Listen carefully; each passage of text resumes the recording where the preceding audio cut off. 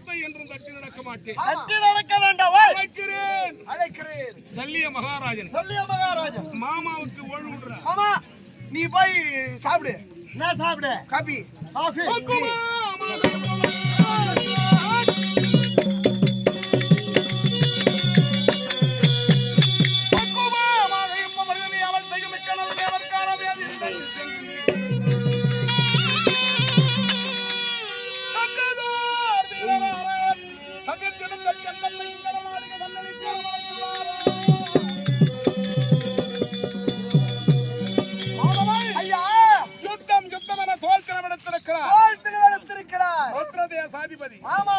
அவர் போல யாருமே உலகத்தில் கிடையாது. இல்லையா?